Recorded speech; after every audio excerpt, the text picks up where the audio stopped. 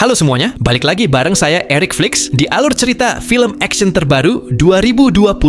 Sinopsis film ini tentang sebuah kelompok agen detektif bernama Foxhound yang sedang menjalankan misi selama 10 tahun memburu seorang kriminal paling dicari karena kasus penggelapan uang terbesar di Cina. Film ini berjudul Foxhound. Maka dari itu, persiapkan diri kalian dan kuota kalian yang sedikit itu untuk mulai ke ceritanya.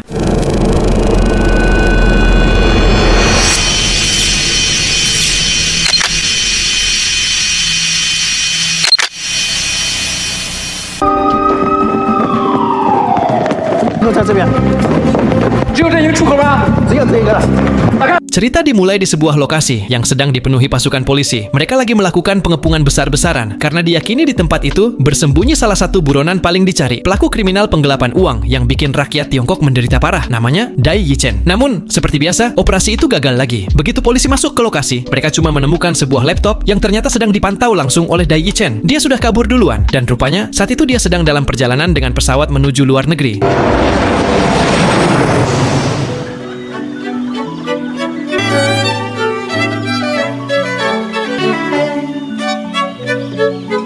Cerita lalu berpindah ke sebuah mansion super mewah. Di sana ada seorang pria bernama Yose yang lagi sibuk menyambut para tamu untuk merayakan ulang tahun anaknya. Semuanya tampak bahagia. Sampai kamera menyorot satu sosok pria misterius di antara para tamu. Yap, dia adalah Dai Yichen yang kini tampil santai sambil menikmati hidangan, bahkan membawa seekor kuda sebagai hadiah ulang tahun untuk anak Jose. Keluarga itu tentu senang banget. Lalu di depan semua tamu, Jose memperkenalkan pria itu dengan nama William James yang katanya adalah mitra bisnis pentingnya. Padahal kita tahu, itu cuma nama samaran. Dai Yichen menggunakan identitas palsu supaya bisa terus hidup tenang di Paris. Excuse me. Beberapa saat kemudian, William alias Dai Yichen dan Jose berbicara empat mata. Dalam percakapan itu, Dai Yichen menagih uang investasinya yang belum dikembalikan. Jose yang panik cuma bisa diam. Jelas dia nggak berdaya menghadapi orang seperti Dai Yichen.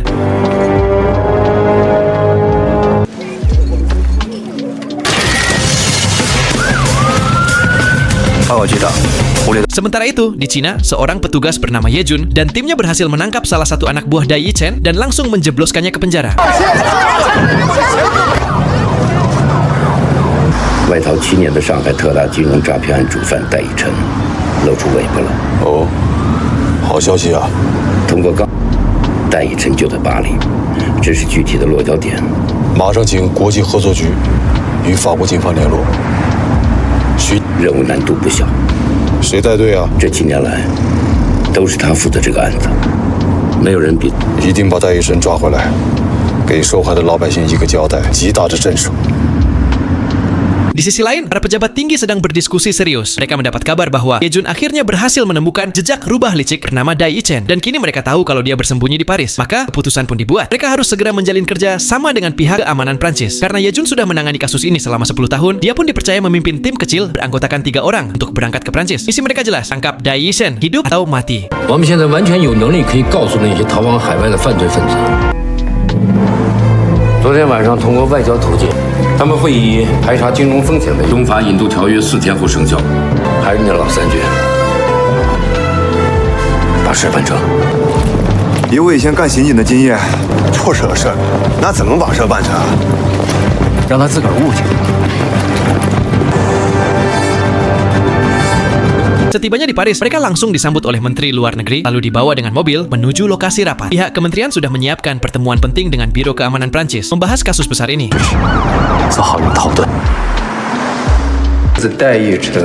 Dalam rapat gabungan itu, Yejun menjelaskan bahwa William James sebenarnya adalah Dai Yichen, buronan internasional yang menggelapkan uang rakyat Tiongkok. Dan dana yang kini tersimpan di Arc de Triomphe Fund itu bukan uang biasa, tapi hasil curian dengan total mencapai 1,6 miliar euro atau sekitar 50 triliun rupiah. 0.6 billion euros. Wow. Namun, pihak Prancis nggak bisa langsung percaya begitu saja. Mereka bilang, identitas William James itu legal. Prancis adalah negara demokratis, jadi mereka memberikan kesempatan bagi siapapun untuk membuktikan kebenaran. Dan mereka hanya memberi waktu 4 hari bagi polisi Tiongkok untuk bekerja sama menyelidiki kasus ini. Rapat pun berakhir dengan hasil yang agak mengecewakan. How in fact are you expecting me? Excuse me, Captain. Dai Yichen changed his identities many times in the third country. With another people's name, our latest evidence shows that William Extradition treaty will take effect. We must catch it. Of course. Tim Yejun keluar dari gedung dengan wajah serius. Tapi tanpa mereka sadari, ternyata ada seseorang yang sedang mengikuti mereka dari jauh. Untungnya, Yejun dan tim cepat sadar dan langsung mengambil keputusan untuk berpencar agar bisa mengelabui si penguntit. Strategi mereka berhasil, si penguntit kehilangan jejak.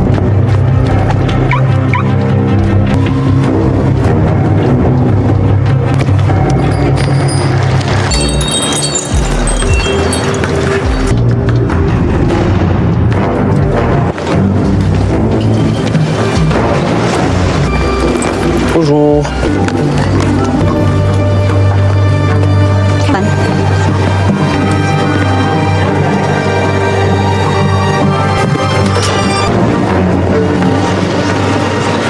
saat suasana mulai tenang, Guo Xiujia, salah satu anggota tim, secara nggak sengaja menabrak seseorang di jalan. Pria itu hanya menatap singkat, lalu pergi begitu saja. Sementara situasi perlahan kembali terkendali. Tapi entah kenapa, ada firasat buruk yang mulai terasa.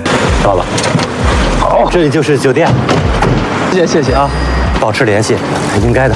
Setibanya di penginapan, Guo Xiujia tiba-tiba menemukan secarik kertas di dalam tasnya. Kertas itu berisi alamat lengkap milik Dai Yichen. Yejun langsung teringat mereka sempat bersenggolan dengan seseorang di pasar tadi. Kemungkinan besar saat itulah kertas itu diselipkan tanpa mereka sadari. Begitu memastikan kalau alamat itu benar, mereka nggak mau buang waktu. Tim langsung bergerak cepat menuju lokasi yang tertulis di kertas itu.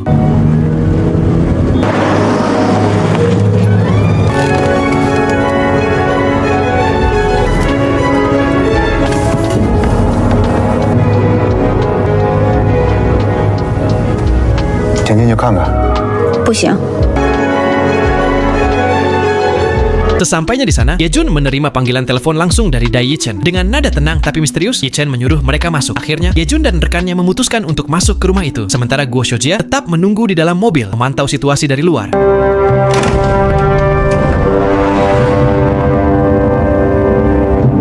Begitu pintu dibuka, Dai Yichen menyambut mereka dengan sangat ramah, nyaris terlalu ramah untuk seorang buronan internasional. Dia mempersilahkan mereka masuk, lalu mulai memasak sendiri di dapur. Suasana rumah itu tenang banget, bahkan terasa hangat. Tapi juga ada aura aneh yang bikin bulu kuduk berdiri.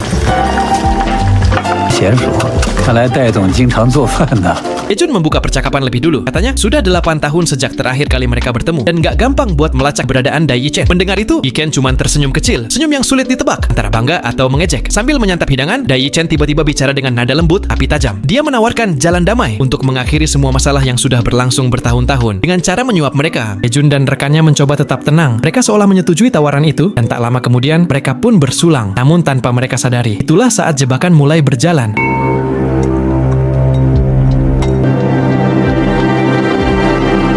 Tiba-tiba, pintu rumah terbuka lebar. Biro Keamanan Prancis yang dipimpin oleh Noe langsung masuk dan menangkap Yejun serta Zoe di tempat. Mereka nggak sempat melakukan perlawanan apapun. Rupanya, Dai Yichen sudah lebih dulu melapor ke pihak Prancis, membalikan keadaan, dan menjadikan mereka seolah-olah pelaku penyusupan ilegal. Sementara itu, dari luar, Guo Xiujia yang menunggu di mobil hanya bisa melihat semua kekacauan itu dengan cemas. Dia ketakutan, tapi juga tahu dia harus tetap bersembunyi agar tidak ikut tertangkap.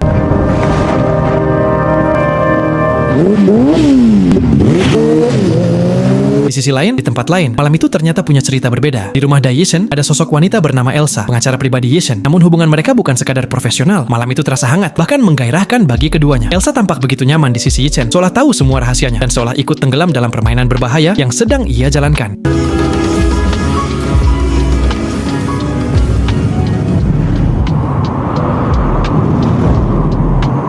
Cerita berlanjut di sebuah kantor keamanan Prancis. Kapten Noe sedang sibuk dengan tumpukan berkas ketika tiba-tiba ia didatangi oleh perwakilan kedutaan besar Tiongkok yang datang membawa informasi penting. Namun bukannya senang, Noe malah menegur mereka dengan tegas. Tipikal aparat yang menjunjung aturan. Supervisé par un policier français. C'est un piège. Sementara itu, di tempat lain, Guo Xiujia secara nggak sengaja berpapasan dengan Dai Yichen dan Elsa yang ternyata sedang dalam perjalanan menuju persidangan. Dari wajah Elsa terlihat tenang, tapi di matanya ada sesuatu yang disembunyikan. Kembali ke biro keamanan, Kapten Noe tiba-tiba didatangi anak buahnya. Mereka melapor bahwa polisi Tiongkok telah dibawa pergi oleh sekelompok agen lain yang mencurigakan. Mendengar itu, Noe langsung bergegas turun tangan sendiri.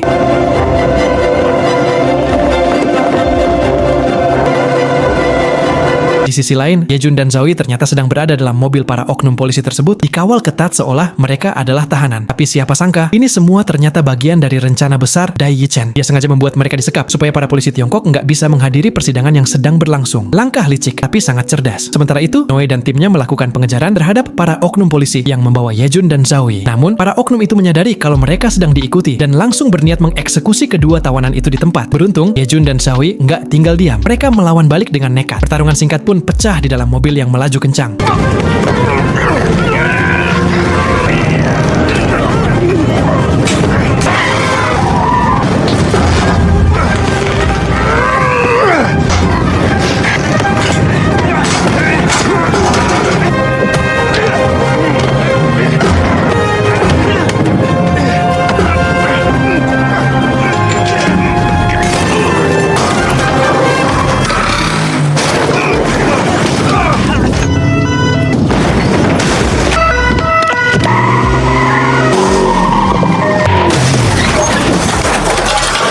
sisi lain kota, persidangan antara Dai Yichen dan Elsa sedang berlangsung. Dan karena pihak polisi Tiongkok tidak hadir serta kurangnya bukti kuat, hasilnya Dai Yichen dan Elsa dinyatakan bebas dari semua tuduhan. Sebuah kemenangan telak bagi sang buronan licik. They are buying high and selling low of these transactions.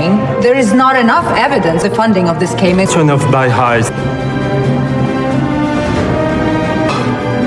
I'm no good at business. It's everything. So I had to sell.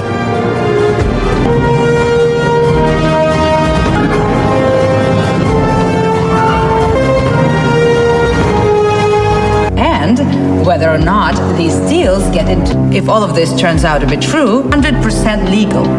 Mr. William James, all his investments are legitimate. This court hereby rules against the freezing order.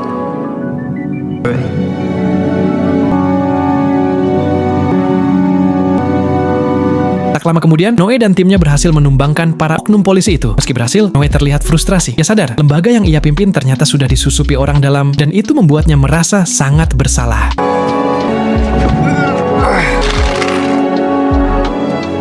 The protection of his personal assets. In accordance with the appeal. Stop.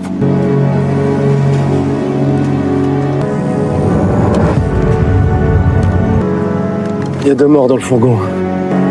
Vérifie ce pistolet. Ah ouais, mais là c'est un cas de légitime défense.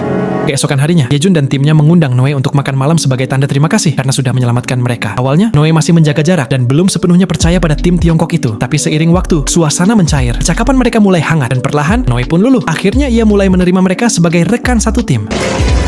Do you like? Wow! You're my friend, saving my life. Let's not talk about work. So, you too. Drink 2 beers, please. 加油，队长。Santé.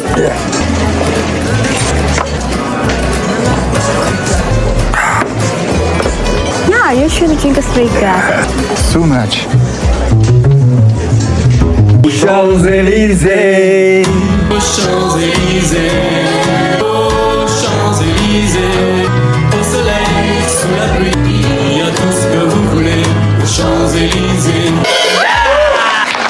Cerita lalu berpindah ke sebuah mansion super mewah. Di sana ada Bastian, pemilik perusahaan terbesar di Prancis yang selama ini menerima dana investasi dari Dai Yichen. Namun kini dia dituduh sebagai dalang di balik penculikan polisi Tiongkok. Bastian sadar ini bukan kebetulan. Dia tahu dirinya sedang dijebak oleh Dai Yichen. Akibatnya saham perusahaannya langsung anjlok parah dalam semalam. Di ruangan yang sama, ternyata Dai Yichen dan Elsa sudah menunggunya. Bastian marah besar. Suaranya menggema di ruangan luas itu. Dia memperingatkan Yichen agar tidak main-main dengannya. You despicable bastard. Paris is my death. Shut up! Tapi belum sempat ia berbuat banyak, Bastian menerima sebuah pesan singkat. Pesan itu berisi video anaknya yang sedang disandera. Wajah Bastian langsung pucat. Tak punya pilihan lain, dia akhirnya menuruti permintaan Dai Yichen, menarik kembali seluruh dana investasi yang dulu diberikan Yichen ke perusahaannya. Langkah ini membuat posisi Yichen semakin kuat. All of it, including the 1 billion. You mean Bruno or Bertrand? Call them. Take their advice.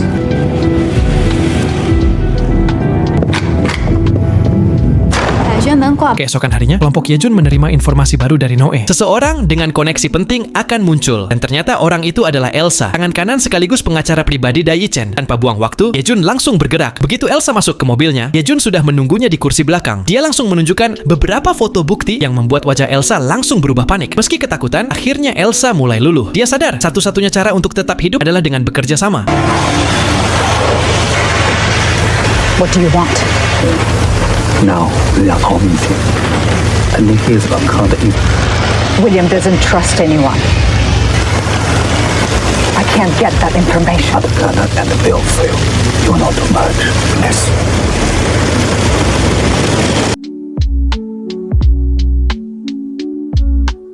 Beberapa jam kemudian, Dai Yichen menelpon Elsa. Dia menyuruhnya segera mentransfer seluruh uangnya ke rekening baru yang sudah ia siapkan.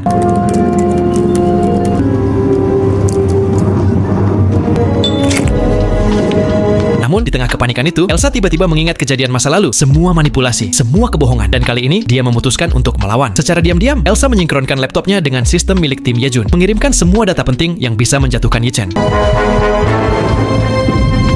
Tapi belum lama setelah itu, Dai Yichen mulai curiga. Ia memperhatikan gerak-gerik Elsa yang mulai aneh. Dengan wajah datar tapi tajam, ia menyuruh Elsa untuk ke kamar mandi. Maybe we can do this later. Wanna take a shower?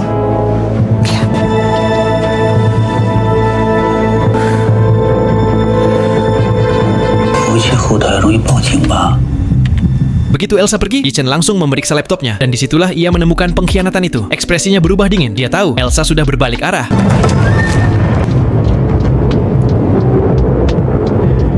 Di tempat lain, Yejun menerima telepon dari nomor tak dikenal, dan ketika ia menjawab, suara di seberang sana ternyata adalah Bastian. Dengan nada serius, Bastian menawarkan kerjasama. Mereka punya musuh yang sama, Dai Yichen. Dia meminta Yejun datang sendiri tanpa membawa tim. 万一又是戴医生圈套呢？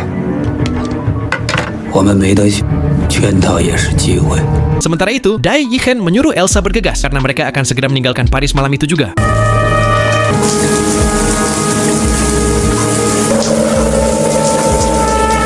Wajah Elsa terlihat pucat, tangannya gemetar. Secara diam-diam, ia sempat mengirim pesan pendek ke Yejun, memberitahukan lokasinya. Pesannya terkirim, tapi belum sempat ia menutup ponsel, Yichen sudah menoleh dan merampas handphonenya. Elsa menahan napas. Situasi kini benar-benar di ambang bahaya. Sementara itu, Bastian terlihat sedang beribadah di dalam gereja, dikawal ketat oleh para pengawalnya. Suasana tenang dan khusyuk sampai seseorang datang menghampirinya. Orang itu adalah Yejun.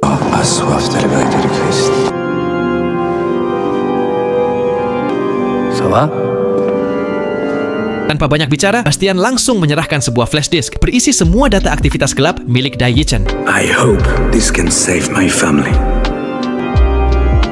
I'm willing to testify.